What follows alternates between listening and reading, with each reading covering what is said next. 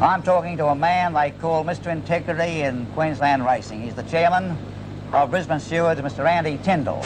And the reason why he's called Mr. Integrity, he started riding in 1939, finished in 1961, and over those 22 years he was never involved in anything which got him a suspension, even for the minus infraction. Now I'll embarrass you, Andy, is that right? Well, thanks for your very kind words, Vince, but that is a fact. I was lucky that I went through my career without a suspension. I'd say credibility, not luck. It's got a bit of an element of luck in it too, Keith. Andy, did you ride at the creek? Of course you did. Yes, well, I started in 1939 and like all other apprentices, Moore, Selwood and so on, that's where one of the main tracks we started on. And you rode against Moore and Selwood and those great jockeys at the time? As an apprentice, yes, until the war years where both of them went, I think Selwood went to Townsville and Moore went up north also, and I went up to Toowoomba in the army. Andy, how many winners altogether did you ride? Oh, approximately 750. Nice total, isn't it? Well, it wasn't bad those days, Keith, because as I say, I had 3.5 years in the army, and it wasn't always easy to get leave on Saturdays, and we're only racing once a week in that period. And also after the war, we were only having 2 meetings a week. Did you like riding at the creek?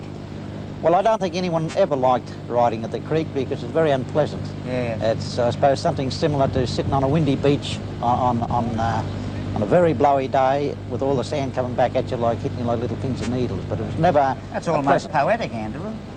Well, it wasn't when you're riding there, Keith, and unfortunately there were times where you couldn't even get your eyes open. The nerves in the eyes, they just wouldn't let you open them.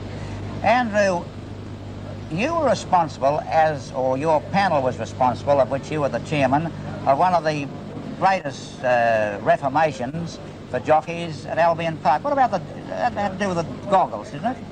Well, Keith, over the years, some years back, we did experiment with them in a barrier trial. Mm-hmm. But they didn't have goggles in your time, did they? Yes, go on. Well, we did have them for the grass, but they were not allowed at the creek. The reason being that we did try them in the barrier trial on a dry track, and the goggles were successful, but unfortunately there was a bit of a dust problem, and the ranger decided that it was too dusty for the patrons, so we were not allowed to wear them on the track, because, as I say, it had to be dry for the goggles to be of any use. And then they were allowed later on, weren't they? Well, then over the years, when we were riding, it was a different type of sand. It was a good, clean river sand. Yes. And particularly in wet days, we didn't mind riding there in wet days because the only thing that come back at us was drops of water and no very little sand involved.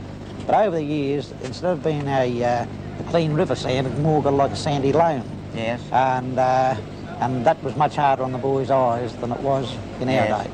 That's the story of the goggles, Andy, and thank you very much. Good, Keith.